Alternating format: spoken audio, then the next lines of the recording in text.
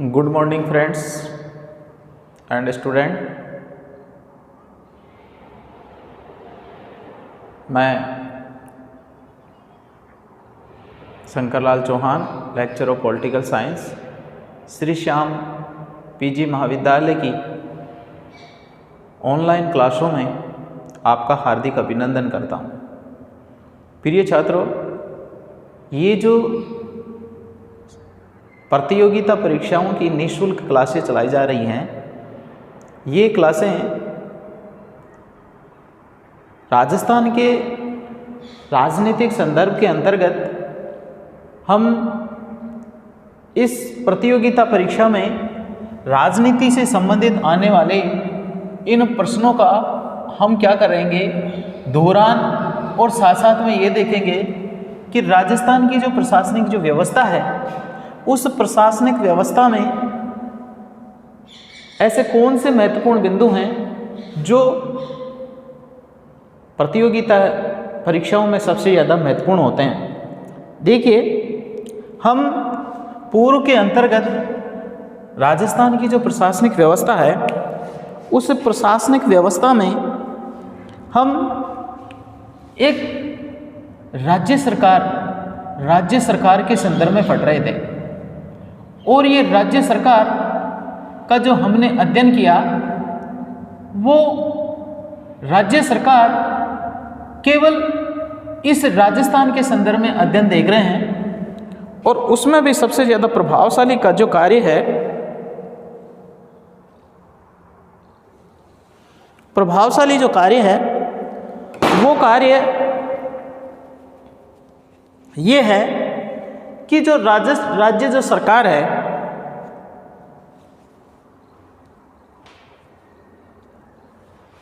ये जो राज्य सरकार है, इस राज्य सरकार में हम कार्यपालिका का सबसे जो महत्वपूर्ण अंग है, मतलब कार्यपालिका, इस कार्यपालिका के संदर्भ में इसका क्या कर रहे हैं, अध्ययन कर रहे हैं। तो प्रशासनिक ढांचे के अंतर्गत हम सबसे पहले इस कार्यपालिका का अध्ययन कर रहे हैं। और कार्यपालिका का जो राज्य की जो कार्यपालिका है, उसका जो संवैधानिक प्रावधान है, वो संविधान के भाग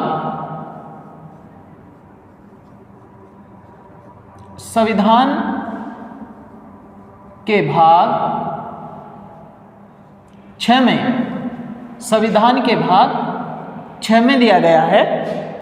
और इसकी अध्याय संख्या 1 में, अध्याय 1 में अनुच्छेद है 152 में, अनुच्छेद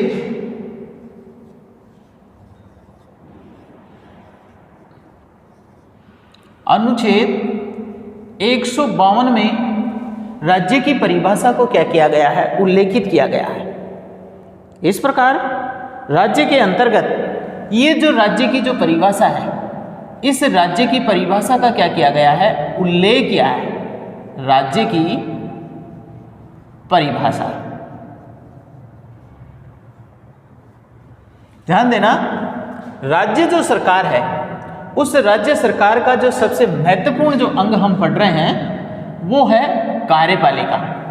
और इस कार्यपालिका का जो प्रावधान किया है, राज्य की कार्यपालिका का, वो संविधान के भाग 6 में, संविधान के भाग 6 में, अध्याय 1 में, अनुच्छेद 152 में राज्य की परिभाषा का उल्लेख किया गया है। इसलिए यहाँ पर ये तो संबंध किससे हो गया, ये तो संबंध हो गया राज्य सरकार के संबंध में। ये तो किससे संबंध हो गया, राज्य सरकार के संबंध में, कि राज्य सरकार इसके संदर्भ में क्या कर रही है, ये राज्य के संदर्भ में परिभाषा जो हमारे संविधान के अंतर्गत एक प्रावधान के रूप में इसको सम्मिलित किया गया है, वो है। अब इसकी हम देखेंगे कि इसका जो राज्य सरकार का जो पहला महत्वपूर्ण अंग है,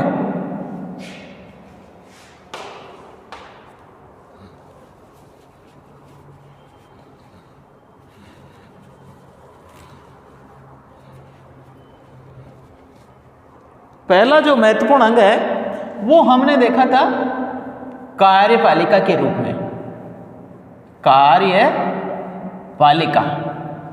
अब कार्यपालिका संविधान राज्य सरकार का पहला महत्वपूर्ण अंग है और ये क्या कर रहा है? कानून या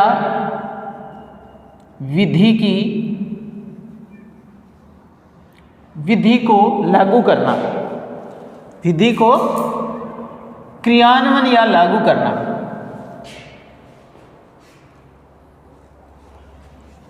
विधि को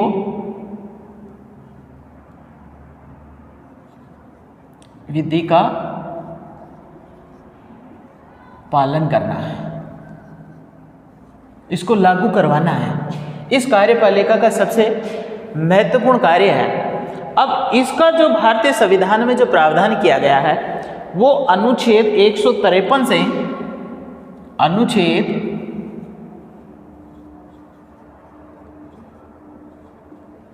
153 से 167 के बीच इसका उल्लेख किया गया है। इसका मतलब राज्य की जो कार्यपालिका है, राज्य की जो कार्यपालिका है उसका जो प्रावधान किया गया है अनुच्छेद 153 से लेकर अनुच्छेद 167 के तहत किया गया है। तो हम इसकी राज्य की कार्यपालिका के अंतर्गत जो प्रावधान है वो विशेषकर राज्य की कार्यपालिका के अंतर्गत राज्यपाल,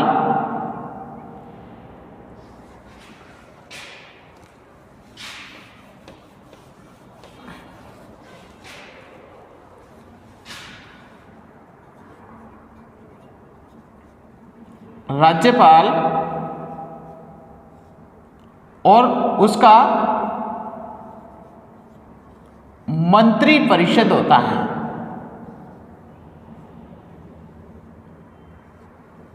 ये राज्यपाल राज्य का संवैधानिक प्रधान है, राज्य का संवैधानिक प्रधान, संवैधानिक राज्य का संवैधानिक प्रधान, और राज्य का संवैधानिक प्रधान राज्यपाल है। और ये सर्वोच्च प्रशासनिक, ये राज्य का सर्वोच्च प्रशासनिक व्यवस्था का शिखर है। तो इसका मतलब ये है कि इसके अंतर्गत विशेष रूप से ये जो सरकार का जो कार्यपालिका के संदर्भ में इसका जो वर्णन किया गया है, तो हम ये देखेंगे कि राज्यपाल ये संवैधानिक मंत्री परिषद कार्यपालिका की, और इसका जो मंत्री परिषद का प्रधान है वो कौन होता है? मुख्यमंत्री, मुख्यमंत्री होता है। तो यहाँ पर हमने संवैधानिक प्रधान के रूप में कार्यपालिका का ये है, और इसका मंत्री परिषद है वो इसका वास्तविक संचालन करने वाला है। वैसे अगर हम ये देखें कि जो राज्यपाल है वो एक सर्वोच्च इकाई के रूप में है। ये सर्वोच्च प्रशासनिक अधिकारी है, और प्रशासनिक अधिकारी होने के कारण ये जो राज्य सरकार है वो राज्य सरकार इसी के नाम से शासन का क्या करती है? संचालन करती है। राज्य सरकार का सर्वोच्च प्रतिनिधि, सर्वोच्च शासन का जो व्यक्ति है वो राज्यपाल है, और राज्यपाल के द्वारा ये अपने कार्य को क्या किया गया है? राज्य सरकार के अंतर्गत इसको 3 भागों में विभाजित किया गया है। कितने भागों में विभाजित किया? 3 भागों में विभाजित किया है। जैसे सरकार के 3 महत्वपूर्ण अंग थे।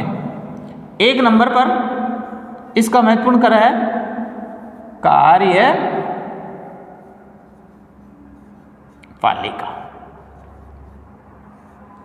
2 नंबर पर है विधायिका, और 3 नंबर पर है न्यायपालिका।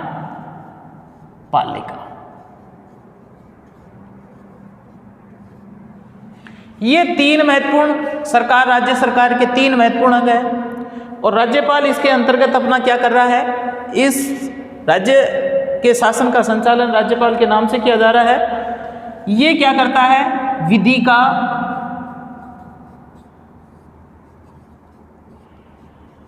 क्रियान्वयन, ये है विधि का निर्माण और ये है विधि का उल्लेख। ये जो 3 भाग दे रखे हैं, ये क्या दे रखे हैं? 3 भाग दे रखे हैं। ये 3 भाग हैं जो राज्य की कार्यपालिका के संदर्भ में हैं। तो इसके अंतर्गत विशेष रूप से हम ये देखें कि राज्य की कार्यपालिका का जो सबसे महत्वपूर्ण जो आधार है, राजस्थान की जो प्रशासनिक व्यवस्था है, उसको हम एक बार सरसरी दृष्टि से ये ऐसे देख लेते हैं कि जो राज्य सरकार जो शासन का जो प्रावधान किया गया है प्रशासनिक व्यवस्था, वो भारतीय संघीय व्यवस्था के प्रशासनिक भागों में, प्रशासनिक व्यवस्था का मतलब है कि इसके अंतर्गत जो संघात्मक जो शासन प्रणाली है, कौन सी शासन प्रणाली? संघात्मक जो शासन प्रणाली है, इस संघात्मक शासन प्रणाली के अंतर्गत जो क्या किया गया था? विभाजन किया गया था। किसका? संघ और राज्यों के अंतर्गत। तो संघ और राज्यों के अंतर्गत संघ में जो संघीय ढांचा है उसी के समान यहाँ पर प्रांतों में भी है। तो आपको प्रश्न ये पूछ लेता है कि भारतीय संविधान के अंतर्गत राज्य सरकार का प्रावधान कौन से अनुच्छेद में किया गया है? तो आप बताएंगे संविधान के भाग 6 में, संविधान के भाग 6 में अध्याय इसका है 1। इसके अनुच्छेद 152 में राज्य शब्द की परिभाषा दी गई है। तो ध्यान देना, राज्य शब्द की जो परिभाषा है वो कौन से अनुच्छेद में दी गई है? तो अनुच्छेद पूछे तो अनुच्छेद आपको बताना है 52, और राज्य शब्द का उल्लेख सबसे पहले 152 के अंतर्गत स्पष्ट किया। इसका कार्य है वो विधि का पालन कराना और लागू कराना है। अनुच्छेद 153 और 167 के अंतर्गत क्या किया गया है? इस राज्य की कार्यपालिका का प्रावधान किया गया है। राज्यपाल राज्य के संविधान का क्या है? संवैधानिक प्रधान। ये संवैधानिक प्रधान क्या है? क्योंकि ये राज्यपाल संघ का प्रतिनिधि है, संघ का प्रतिनिधि और राज्य का सर्वोच्च नागरिक, राज्य का सर्वोच्च नागरिक राज्यपाल होता है। तो कार्यपालिका की जो शक्तियां हैं वो 2 भागों में बटी हैं। जैसे केंद्र में राष्ट्रपति, वैसे राज्य में राज्यपाल, और उसका मंत्री परिषद है, वास्तविक शासन का संचालन करने वाला है। मंत्री परिषद का नेता होता है मुख्यमंत्री। आपको प्रश्न पूछ लिया जाए कि मंत्री परिषद का जो नेता है वो कौन कहलाएगा? मुख्यमंत्री। इस प्रकार ये जो ढांचा है ये एक प्रकार से राजनीतिक व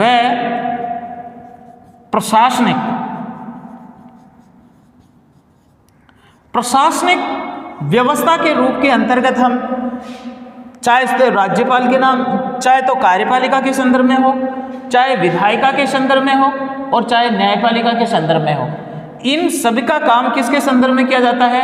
राज्यपाल के संदर्भ में किया जाता है। इस प्रकार ये विशेषकर महत्वपूर्ण बिंदु है और आप इसको एक अच्छी तरह से स्क्रीनशॉट ले सकते हैं और ऐसा स्पष्ट कर सकते हैं कि ये जो महत्वपूर्ण बिंदु है वो राज्य की कार्यपालिका के संदर्भ में है। अगर सरकार के संदर्भ में आए तो सरकार के 3 अंग आएंगे, कार्यपालिका, विधायिका और न्यायपालिका। इसके आगे हम देखते हैं सबसे पहले राज्यपाल के बारे में। सबसे पहला बिंदु पढ़ेंगे हम राज्यपाल के संदर्भ में।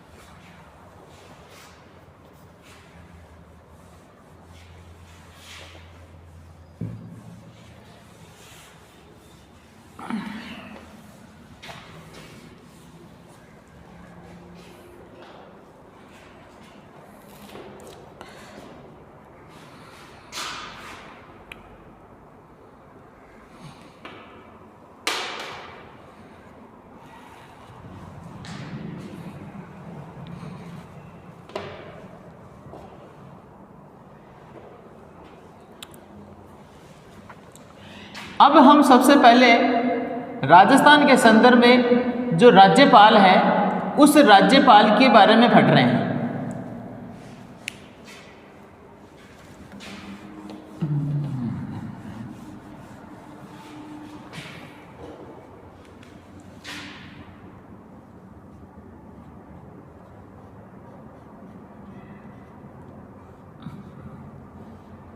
राज्यपाल देखिए, राज्य की कार्यपालिका का यहां पर सबसे पहले महत्वपूर्ण प्रश्न है राज्य की कार्यपालिका, यानी राज्य की जो शासन व्यवस्था है, राज्य की कार्यपालिका का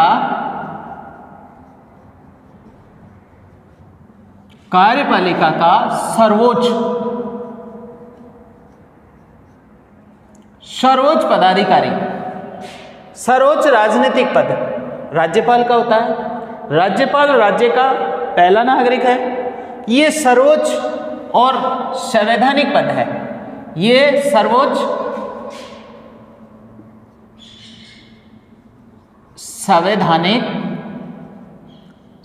संवैधानिक पद है और संवैधानिक पद होने के कारण राज्य का पहला क्या माना जाता है? नागरिक भी माना जाता है। इसलिए राज्य की कार्यपालिका में जो सर्वोच्च काम किए जाते हैं, मतलब जो भी काम किए जाते हैं वो किसके नाम से किए जाएंगे? राज्यपाल के नाम से। आपको प्रश्न ये पूछ लिया जाता है कि राज्य की कार्यपालिका का सर्वोच्च होता है राज्यपाल। राज्य का संवैधानिक प्रधान होता है, संवैधानिक प्रधान राज्यपाल। केंद्र में राज्य का जो पालन किया जाता है, केंद्र की प्रतिनिधित्व के रूप में जो कार्य करता है वो कौन है? राज्यपाल। तो देखिए, राज्यपाल संविधान के द्वारा, हमारे संविधान के अंतर्गत,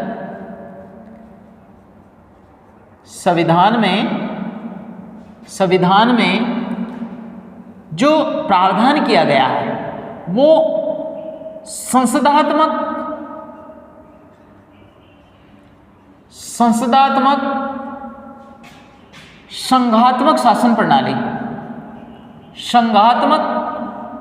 शासन प्रणाली के रूप में,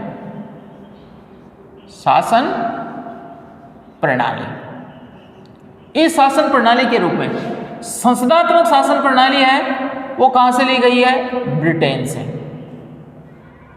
और संघात्मक शासन प्रणाली है जो इस संघात्मक शासन का होता है शक्ति विभाजन। क्या होता है? शक्ति विभाजन।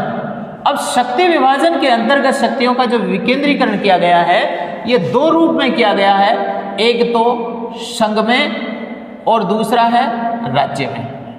संघ और राज्य में, हमारे भारतीय संविधान में संघ और राज्य में शक्ति का क्या किया है? विभाजन किया गया है।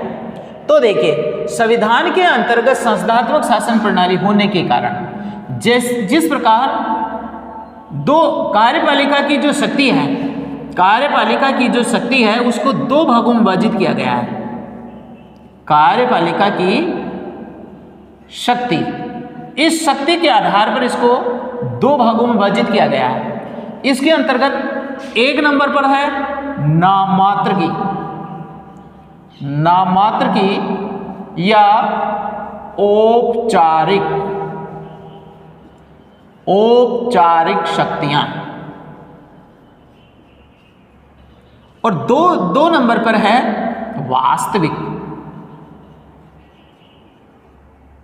वास्तविक या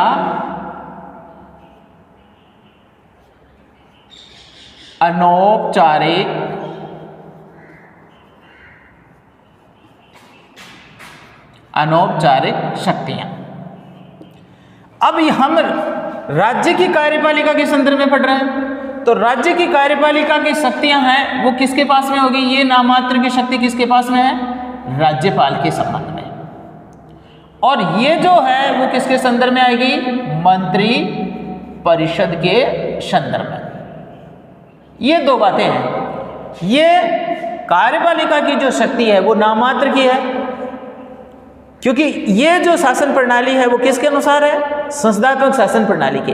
और ये जो शक्ति विभाजन है वो संघ और राज्यों के अंतर्गत स्पष्ट किया गया। तो इसके अंतर्गत जो मंत्री परिषद को इसकी वास्तविक शक्तियों का क्या किया गया है? संचालन किया गया है। इस प्रकार ये जो राज्यपाल है वो संवैधानिक प्रधान है, सर्वोच्च नागरिक है। इसके अनुसार एक सबसे महत्वपूर्ण प्रश्न है कि सरोजिनी नायडू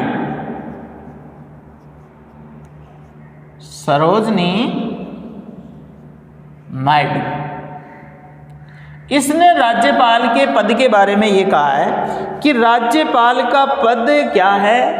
एक सोने के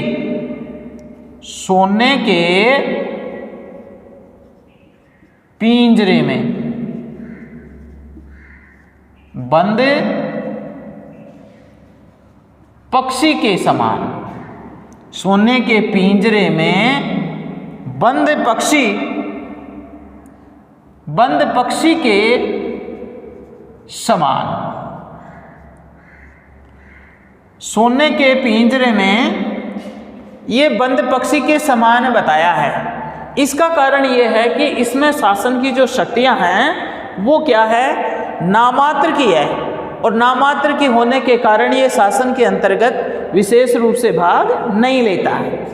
तो देखिए यहाँ पर जो राज्यपाल शब्द है, यहाँ पर कौन सा पद है? राज्यपाल शब्द है। इस राज्यपाल शब्द का जो प्रावधान किया गया है राजस्थान के संदर्भ में, तो राज्यपाल शब्द का प्रावधान किया गया था 30 मार्च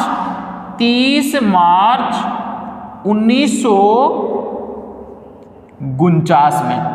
30 मार्च 1949 के अंतर्गत क्या किया गया था कि राजस्थान का जो चौथा चरण है, राजस्थान का कौन सा? चतुर्थ चरण, राजस्थान का चतुर्थ जो चरण था, उस चतुर्थ चरण के अंतर्गत, कौन से चरण में? चतुर्थ चरण के अंतर्गत स्वाई नरेश जो इनके राज प्रमुख थे, राजस्थान का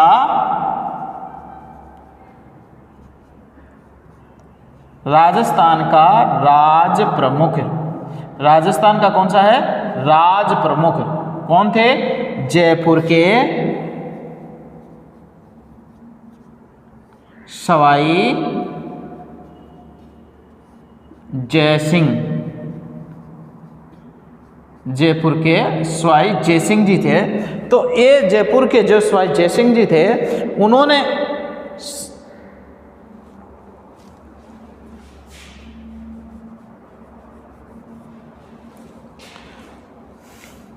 जयपुर के सवाई मानसिंह, इसने क्या किया था? सवाई मानसिंह ने, इस मानसिंह द्वितीय ने राजस्थान का राज प्रमुख शब्द से इसका इस्तेमाल किया गया था। तो ध्यान रखना है, राज्यपाल में जो पहले जो कार्य किए जाते थे वो किसके नाम से किए जाते थे? राज प्रमुख के नाम से किया जाता था। फिर राजस्थान का क्या हुआ? जो पूर्ण एकीकरण हुआ, वो पूर्ण एकीकरण हुआ, वो हुआ था 1 नवंबर 1949 को।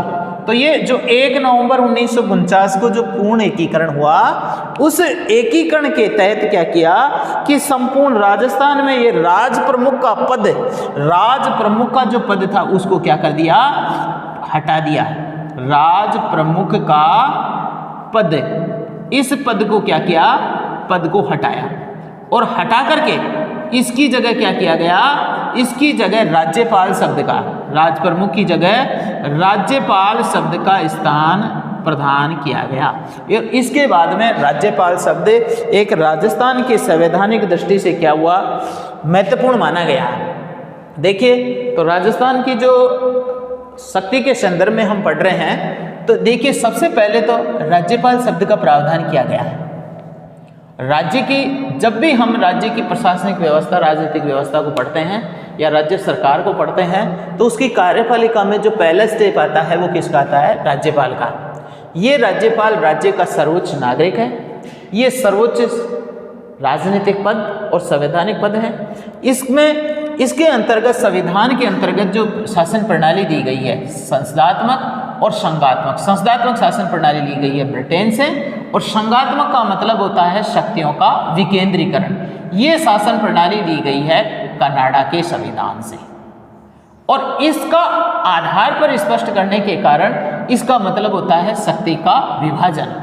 और शक्ति का विभाजन करने के कारण यहाँ पर संघ और राज्य के अंतर्गत शक्ति का क्या किया गया है? विभाजन किया गया है। इस प्रकार कार्यपालिका की जो शक्ति के आधार पर इसका विभाजन किया गया है वो दो भागों में किया गया है। एक नंबर पर है इसका नाममात्र का, जिसको हम औपचारिक भी कहते हैं। इस औपचारिक के अंतर्गत, इसके अंतर्गत महत्वपूर्ण आधार है वो कौन किसका है? राज्यपाल का। राज्यपाल शासन करता है, राज्यपाल राज करता है, शासन नहीं करता है, क्योंकि वो आदेश दे करके अपने अधीनस्थों को इसके कार्यों को संचालित करने के लिए एक मंत्री परिषद का गठन किया गया है। इस मंत्री परिषद, राज्यपाल के कार्यों का संचालन करने के लिए एक मंत्री परिषद का गठन किया है और इस मंत्री परिषद का जो मुखिया होता है उसको कहते हैं हम मुख्यमंत्री। उसको क्या कहेंगे? मुख्यमंत्री के नाम से जानते हैं। और इस प्रकार शासन की जो शक्तियां हैं वो कार्यपालिका की शक्तियों में क्या की गई है? विभाजित की गई है। इसके संबंध में सरोजिनी नायडू ने भी एक कथन कहा है कि सोने के राज्यपाल का पद सोने के पिंजरे में बंद पक्षी के समान है। ये सरोजिनी नायडू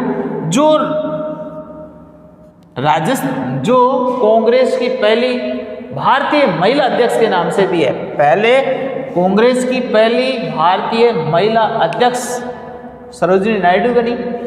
उसने क्या किया? राज्यपाल के पद के लिए सोने के बंद पक्षी के समान बताया, क्योंकि इसका प्रतिष्ठा, इसको केवल वेतन और प्रतिष्ठा के कार्य करवाए जाते हैं, बाकी इनके हाथ में कुछ भी काम करने का अधिकार नहीं होता है। राज्यपाल का जो पद है वो पूर्व में इसका अतीत क्या है? 30 मार्च 1949 के अंतर्गत जो राजस्थान का जो चौथा चरण हुआ, जिसको कहते हैं हम वृद्ध राजस्थान। कौन सा है? वृद्ध राजस्थान। इस वृद्ध राजस्थान में राजस्थान का जो राज प्रमुख था सवाई मानसिंह, उसके रूप में इसका क्या किया गया था? इसका पद सृजित किया गया था। उसके बाद में इसका जो पूर्ण एकीकरण हुआ 1 नवंबर 1949 को, 1 नवंबर 1949 को क्या हुआ? इसका जो पूर्ण एकीकरण हुआ, जिसमें राज प्रमुख के पद को हटा दिया गया है और उसकी जगह राज्यपाल शब्द का क्या किया गया है? सृजन किया गया है। इस प्रकार राज्यपाल का पद हमारे संवैधानिक प्रावधान की स्थिति के अंतर्गत, शुरुआत के अंतर्गत इस स्थिति को प्रकट किया है। आपके लिए प्रश्न क्या पूछे जाएंगे? आपके लिए पहला प्रश्न है इसके अंतर्गत कि राज्य का सर्वोच्च व्यक्ति है राज्यपाल, राज्य की कार्यपालिका का प्रधान है राज्यपाल। राज्यपाल से पूर्व कौन से पद थे? राज प्रमुख का पद। इसके अलावा आपको बताएं कि राज्यपाल के पास नाममात्र की औपचारिक शक्तियां, ये जैसे संघीय ढांचा है वैसे ही ढांचा क्या है? राज्य सरकारों का ढांचा है। इसके अंतर्गत हम आगे देखेंगे, राज्यपाल का पद सृजित किया गया था 1 नवंबर 1949 को।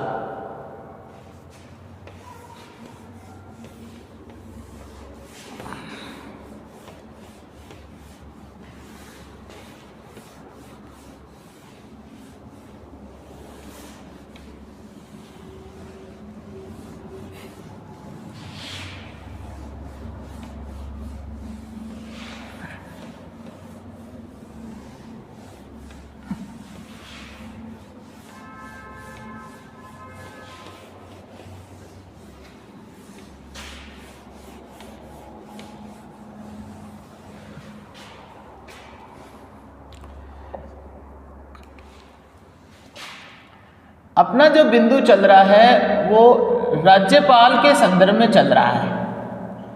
किसके संदर्भ में चल रहा है? राज्यपाल के संदर्भ में।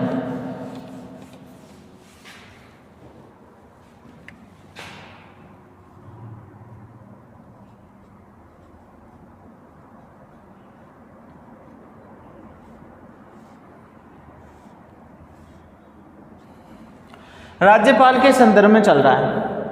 अब राजस्थान का जो प्रथम राज्यपाल था, राजस्थान का जो प्रथम राज्यपाल है, उस प्रथम राज्यपाल का नाम है, क्या नाम है?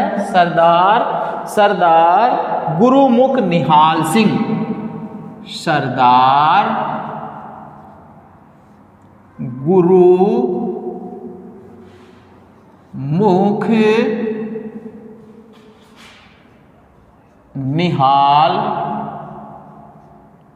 निहाल सिंह। आपको प्रश्न पूछ लिया जाए कि राजस्थान का प्रथम राज्यपाल कौन था, तो आप बताएंगे सरदार गुरुमुख निहाल सिंह। ये राजस्थान का प्रथम राज्यपाल है। और सर्वाधिक कार्यकाल का, इसका दूसरा महत्वपूर्ण भी यह है, सर्वाधिक कार्यकाल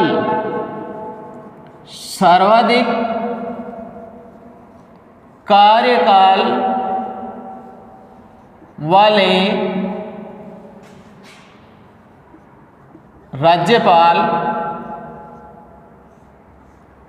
राज्यपाल का भी ये इनका ही क्या है, सबसे ज़्यादा रिकॉर्ड है कि ये ही क्या है, सबसे ज़्यादा महत्वपूर्ण कार्यकाल का, सबसे ज़्यादा समय तक कार्यकाल रहा है। उसके बाद में ये देखेंगे कि राज्यपाल का जो पद है, राज्यपाल का एक पद है, इस पद का जो प्रावधान है वो कौन से अनुच्छेद में किया गया है?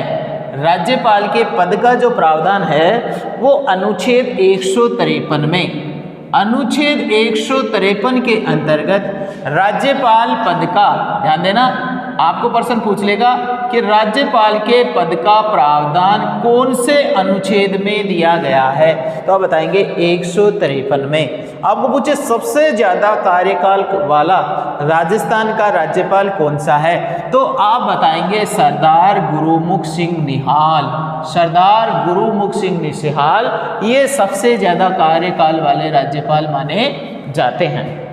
उसके बाद में आपको बताया जाएगा कि संविधान का, इसके संबंध में राज्यपाल का 7वां संविधान संशोधन, 7वां संविधान संशोधन हुआ, 7वां संविधान संशोधन।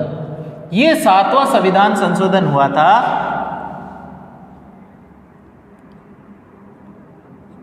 7वां संविधान संशोधन हुआ था 1956 के अंतर्गत। 1956 के अंतर्गत 7वां संविधान संशोधन हुआ और इसमें से ये प्रावधान किया गया था कि एक व्यक्ति को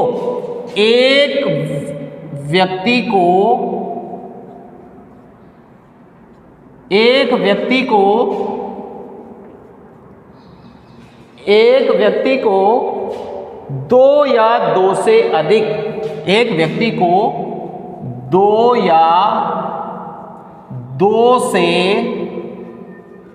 अधिक राज्यों का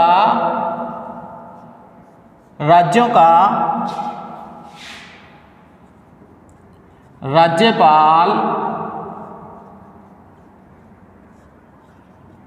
बनाया जा सकता है।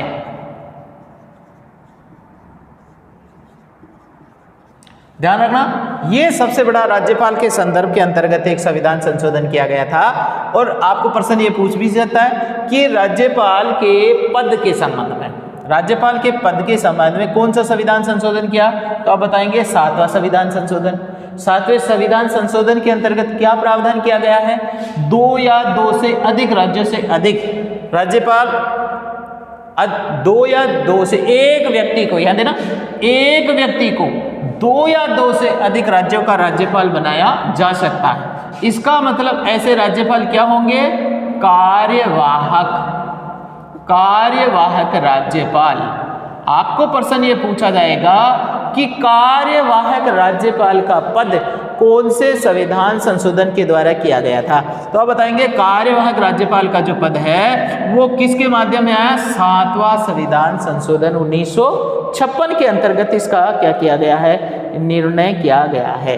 तो इसके अंतर्गत राज्यपाल का जो एक संवैधानिक संशोधन है उसको स्पष्ट किया गया है। और अब हम देखेंगे इसकी नियुक्ति के संदर्भ में। राज्यपाल की जो नियुक्ति होती है, राज्यपाल की जो नियुक्ति होती है वो कैसे की जाती है। देखिए, राज्यपाल की जो नियुक्ति है वो अनुच्छेद 155 अनुच्छेद 155 के तहत, तो अनुच्छेद कौन सा है, 155 के तहत राज्यपाल की नियुक्ति का प्रावधान किया गया है। और इसके अंतर्गत क्या प्रावधान किया गया है,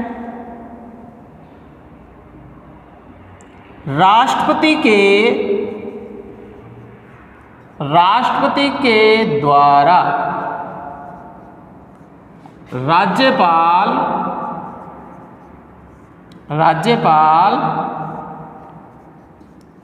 नियुक्त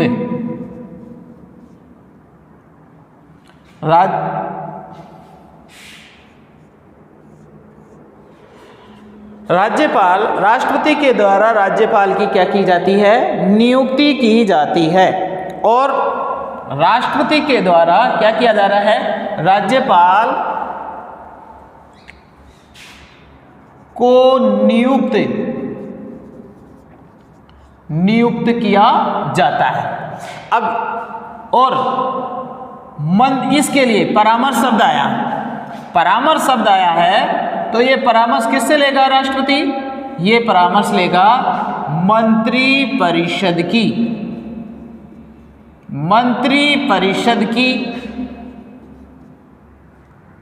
सलाह से। ध्यान देना, राष्ट्रपति की जो नियुक्ति होती है मंत्री परिषद की सलाह से की जाती है और मंत्री परिषद की सलाह के माध्यम से इसकी नियुक्ति की जाती है। इस प्रकार यहाँ पर एक जो वर्तमान की जो संवैधानिक प्रावधान है वो संवैधानिक प्रावधानों में ये था कि अनुच्छेद 155 के अंतर्गत राष्ट्रपति के द्वारा राज्यपाल की नियुक्ति की जाएगी। उसमें एक नया शब्द और जोड़ा है, परामर्श किसकी ली जाएगी, मंत्री परिषद की सलाह है। सलाह के अंतर्गत तो दो चीजें शामिल हैं। इसके अंतर्गत राज्य के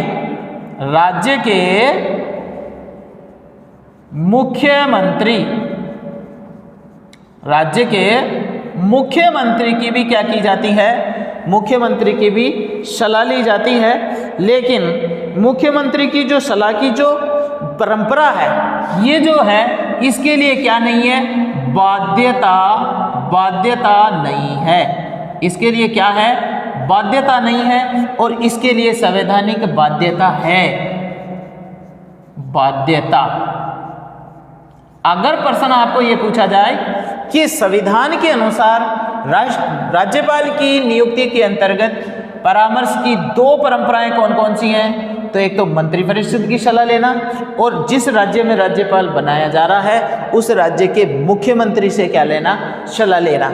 लेकिन राज्य के मुख्यमंत्री की जो सलाह ली जाती है वो संवैधानिक बाध्यता नहीं है कि राष्ट्रपति उससे भी क्या ले, सलाह ले या नहीं ले।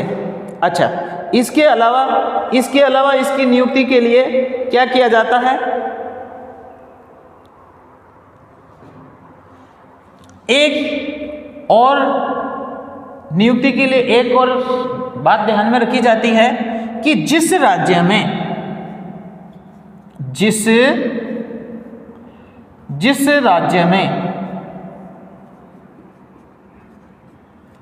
राज्यपाल नियुक्त किया जा रहा है वह उस राज्य का निवासी नहीं होना चाहिए।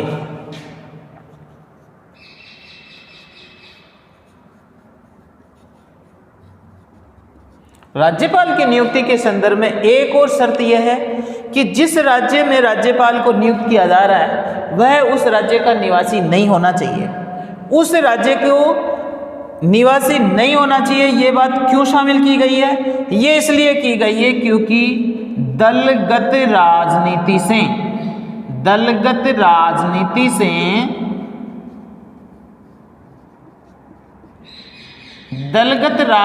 से दूर, इसको क्या किया गया है? दलगत राजनीति से दूर होने के कारण उस राज्य को राज्यपाल का पद क्या किया गया है?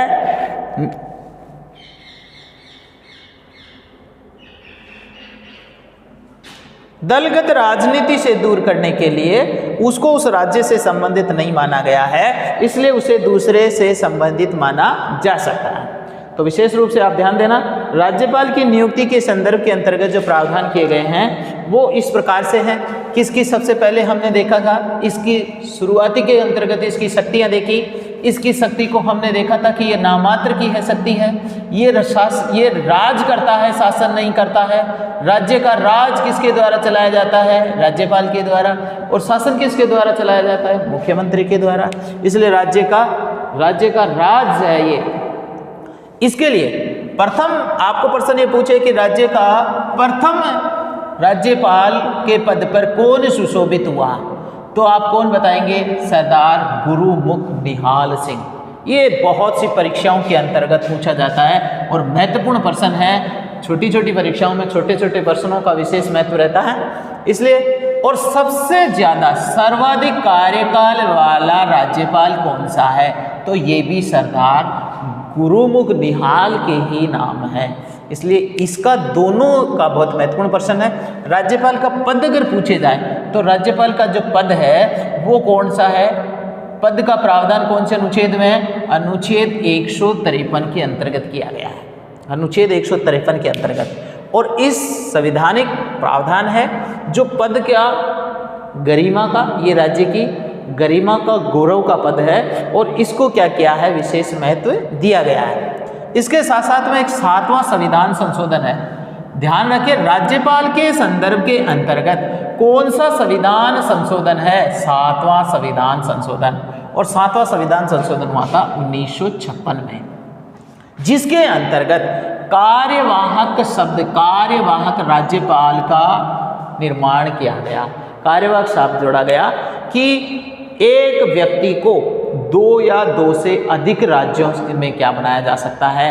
राज्यपाल का पद राज्यपाल बनाया जा सकता है। इसका मतलब वो कार्यपाल राज्यपाल होगा।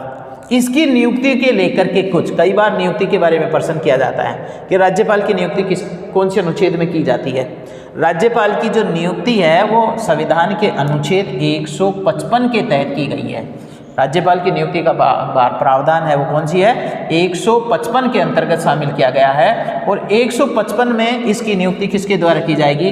राष्ट्रपति के द्वारा की जाएगी। राष्ट्रपति के द्वारा राज्यपाल की नियुक्ति की जाती है। लेकिन इसके लिए परामर्श का प्रावधान किया गया है, वो मंत्री परिषद की सलाह के लिए बाध्य किया गया है कि मंत्री परिषद की सलाह के अनुसार ही उसका क्या किया गया है? राज्यपाल का नियुक्त किया जाता है। लेकिन राज्यपाल की परामर्श के संदर्भ में संविधान के अंतर्गत 2 परंपराएं हैं। एक तो है मंत्री परिषद की सलाह और दूसरी है राज्य के मुख्यमंत्री की सलाह। ये इसलिए है कि केंद्र और राज्य के बीच में विवाद या विवादों से बचने के लिए इस राज्य के मुख्यमंत्री का भी प्रावधान किया है। लेकिन संविधान के अंतर्गत ये जो मुख्यमंत्री की जो बाध्यता है उसको पूरी तरह से बाध्य नहीं किया गया है कि वो उसका क्या कर रहा है? पालन नहीं कर रहा है। इस प्रकार राज्य की राज्यपालिका के अंतर्गत इसका प्रावधान किया है। और एक विशेष है, जिस राज्य में राज्यपाल नियुक्त किया जा रहा है वह उस राज्य का निवासी नहीं होना चाहिए कि वो दलगत राजनीति से दूर हट करके कार्य किया जाए, क्योंकि दूसरे राज्यों के जो क्या होते हैं वरिष्ठ राजनीतिज्ञ होते हैं, राष्ट्रपति की नज़रों में जो वरिष्ठ राजनीतिज्ञ हैं और राजनीति का विशेष ज्ञान रखने वाले हैं, उनको क्या किया जाता है? राज्यपाल के पद पर नियुक्त किया जाता है। तो राज्यपाल का जो प्रावधान था वो हमने इसकी नियुक्ति संबंधी और संवैधानिक प्रावधान के संबंध में देखा था। वर्तमान में अगर हमारे को ये देखा जाए कि वर्तमान में राज्य का राज्यपाल, राजस्थान का वर्तमान में राजस्थान का वर्तमान में राज्यपाल, वर्तमान में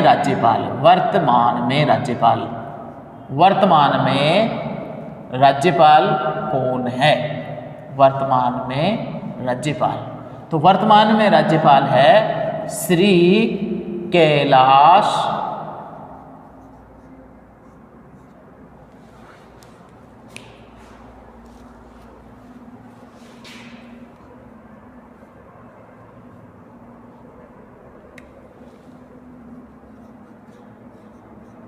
मिश्र।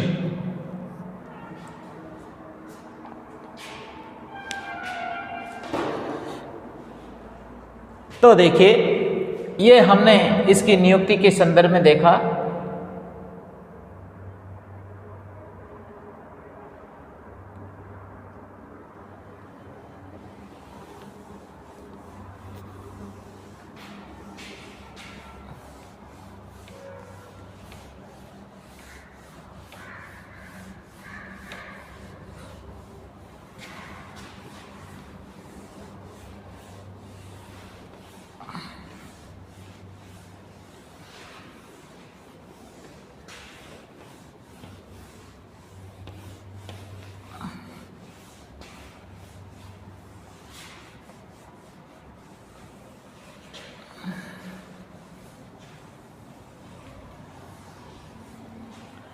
अब हम राज्यपाल की पदावधि के बारे में पढ़ रहे हैं।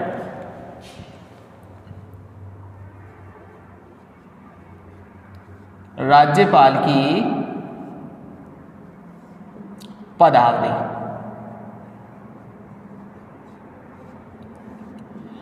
राज्यपाल की पद की अवधि, राज्यपाल की पद की अवधि का अनुच्छेद 156 की धारा 3 के अंतर्गत, अनुच्छेद 156 की धारा 1 के अंतर्गत, 156 की धारा 1 के अंतर्गत राज्यपाल का जो पद होता है राष्ट्रपति के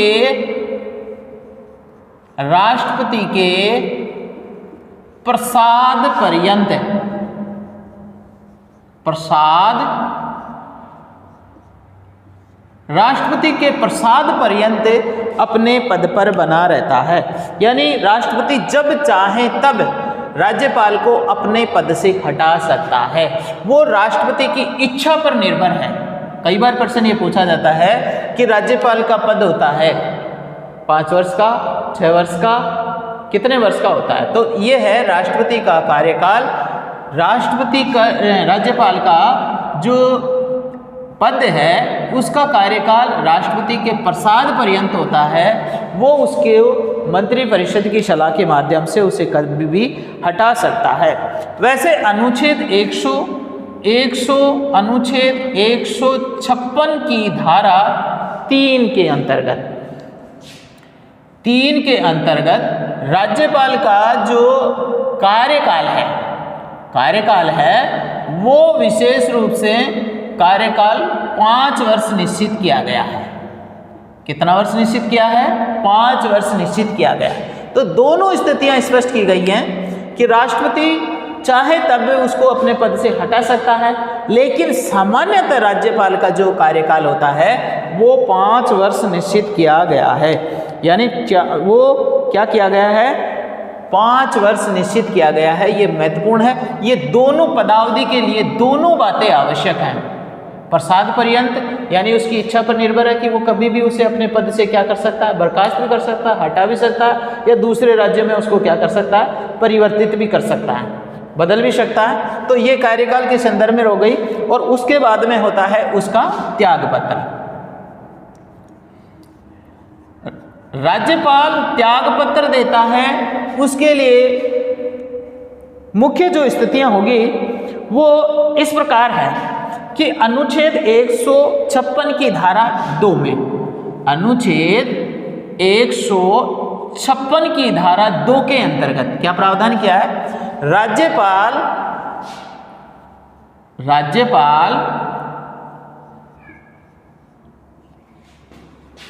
राष्ट्रपति को राष्ट्रपति को संबोधित करके राष्ट्रपति को संबोधित करके अपने पद का त्याग पत्र दे सकता है। देखिए यहां पर एक सबसे महत्वपूर्ण बात आई है, ये त्याग पत्र राष्ट्रपति इस राज्यपाल की इच्छा के पर निर्भर है। ये संविधान के अनुच्छेद 156 की धारा 2 में स्पष्ट किया गया है कि राष्ट्रपति को संबोधित करके अपने पद का क्या दे सकता है, त्याग पत्र दे सकता है। तो त्याग पत्र देने के कारण उसको क्या किया जाता है कि राज्यपाल स्वयं या तो उस पद के लिए असक्षम महसूस करें या फिर वो क्या करें, कमजोर अपने आप को क्या करें, उस पद की गरिमा के उपयुक्त या स्वेच्छा से, उसकी स्वेच्छा से क्या कर सकता है, त्याग पत्र दे सकता है।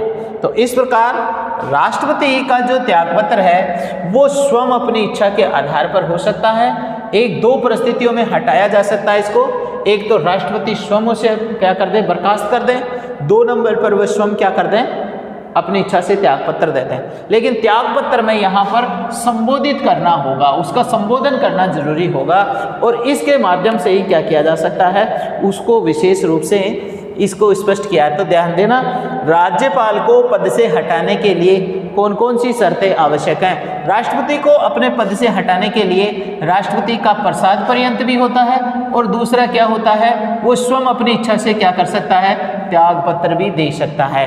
तो ये उसकी पदावधि के संबंध के अंतर्गत विशेष रूप से ध्यान रखने योग्य बातें हैं। अब उसके बाद में है पद की योग्यताएं, मतलब इसकी योग्यताएं क्या क्या होनी चाहिए। राज्यपाल पद के लिए कौन कौन सी योग्यताएं निर्धारित की गई है। प्रश्न कई बार पूछ लेता है, राज्यपाल की जो पद की योग्यताएं हैं वो अनुच्छेद 157 में, अनुच्छेद 157 में इनकी योग्यता का क्या किया गया है, प्रावधान किया गया है। तो राज्यपाल नियुक्त होने के लिए उसकी जो नियुक्ति की जो शर्तें हैं वह भारत का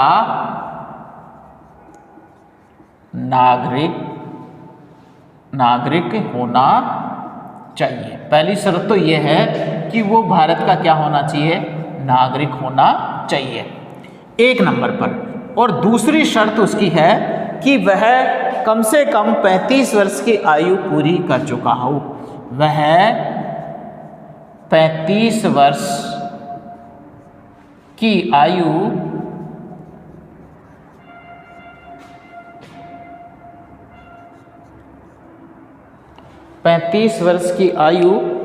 पूरी कर चुका हो।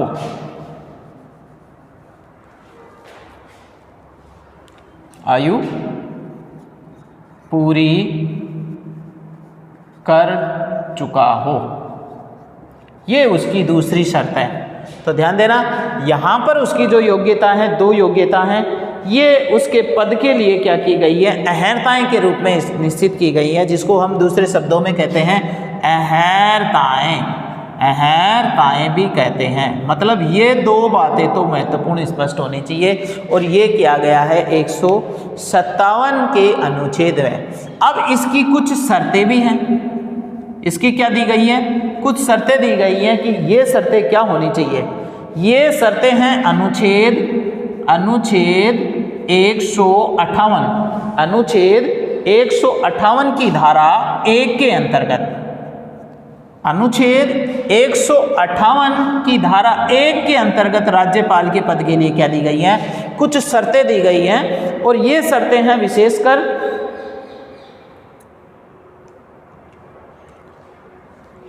पहले नंबर पर, 1 नंबर पर, जिस राज्य में राज्यपाल की नियुक्ति की जा रही है, नियुक्ति की जा रही है, नियुक्ति की जा रही है, वह केंद्र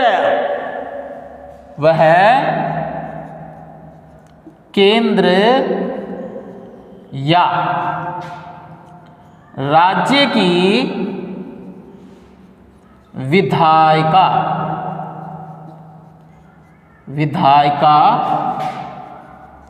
का सदस्य नहीं होना चाहिए। बहुत महत्वपूर्ण शर्त दे रखी है राज्यपाल के पद के लिए, नियुक्ति के लिए। इसके अंतर्गत ये शर्त अनुच्छेद 158 में दी गई है। ये क्या कह रहा है? जिस राज्य के राज्यपाल की नियुक्ति की जा रही है, जिस राज्य में राज्यपाल की नियुक्ति की जा रही है, वो केंद्र और राज्य की विधायिका का, मतलब किसी भी सदन का क्या नहीं होना चाहिए? सदस्य नहीं होना चाहिए। ये तो है 158 के अंतर्गत ये बात की गई है कि वो अगर सदस्य है तो उस सदस्यता का क्या कर दें? त्याग दे दें, सदस्य का त्याग पत्र दे देना होगा। और उसके बाद में होगा अनुच्छेद 158 की धारा 2 के अंतर्गत किसी लाभ के पद पर नहीं होना चाहिए।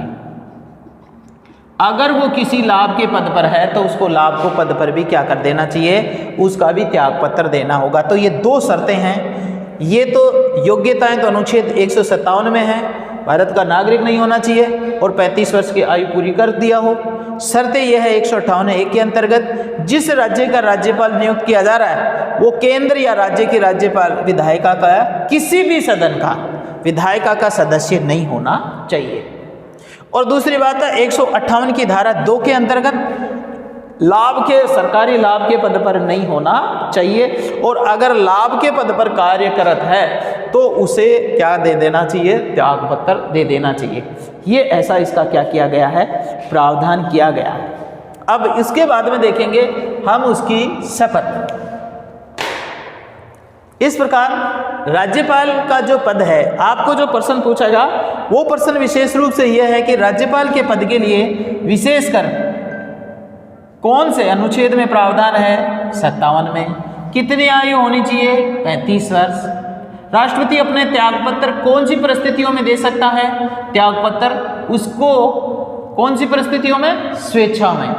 और 2 स्थितियां हैं उसको पद से हटाने का, एक तो राष्ट्रपति के द्वारा प्रसाद पर्यंत और दूसरा है स्वयं अपने पद से त्यागपत्र दे दे।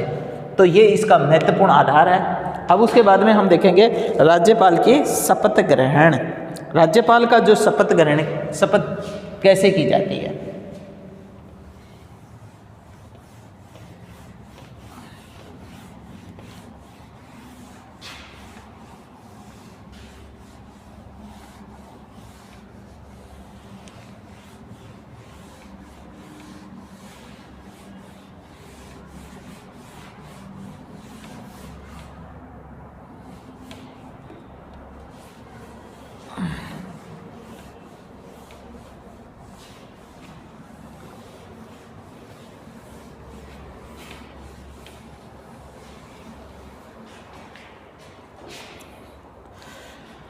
इसके बाद में राज्यपाल का जो हम बिंदु चल रहा है, उस राज्यपाल के बिंदु में इसका जो अगला बिंदु है वो है शपथ का।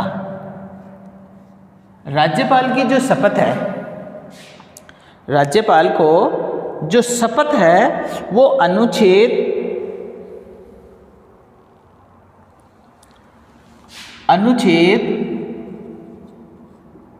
159 के तहत करता है। अनुच्छेद 159 के तहत राज्यपाल के पद, राज्यपाल का जो पद है, राज्यपाल का पद, उस पद की शपथ लेता है।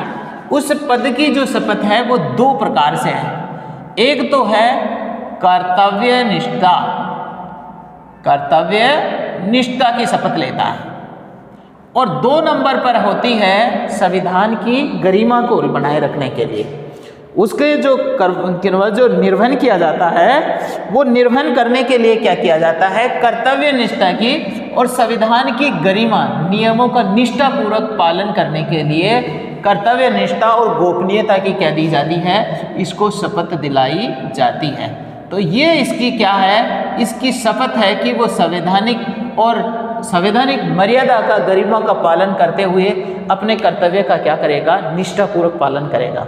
तो राज्यपाल का जो पद होता है उसको शपथ किसके द्वारा दी जाती है, जो राज्य का जो उच्च न्यायालय का मुख्य न्यायाधीश, उच्च न्यायालय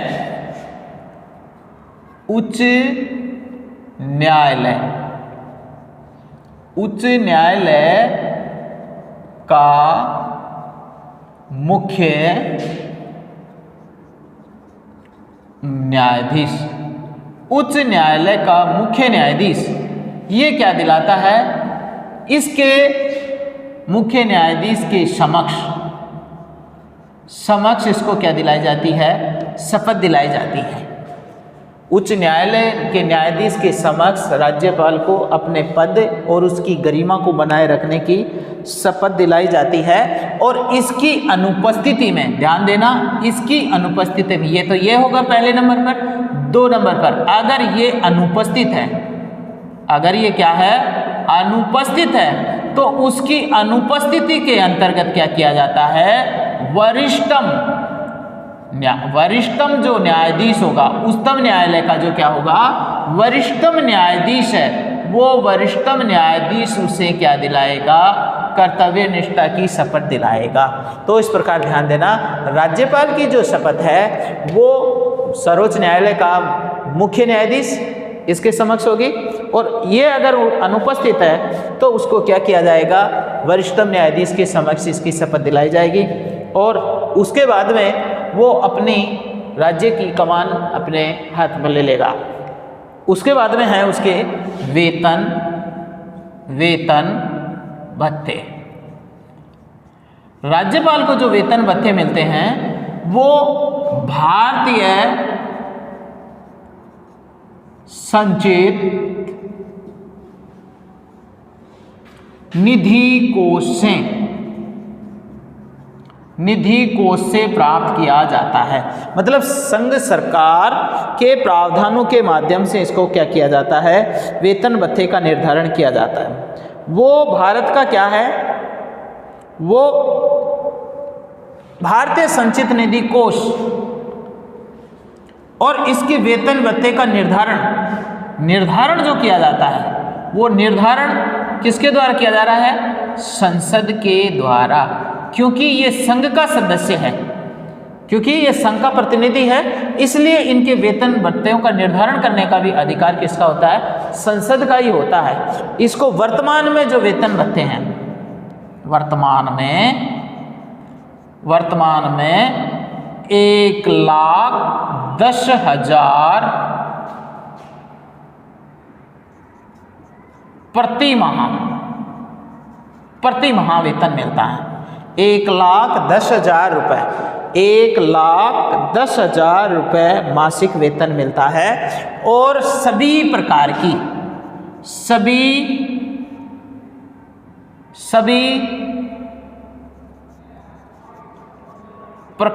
की सुविधाएं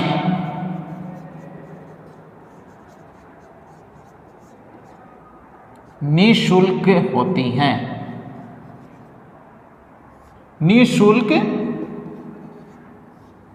हैं,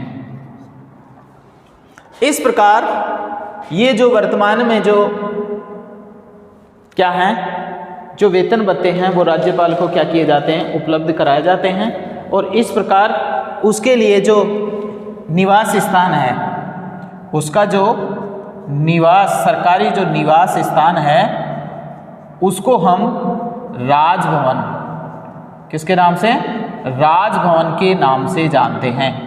वो राजभवन में रहता है और वो अपने निवास के लिए सभी प्रकार के और दूसरे विशेष प्रकार के वेतन भत्तों का भी क्या करता है, ध्यान किया जाता है।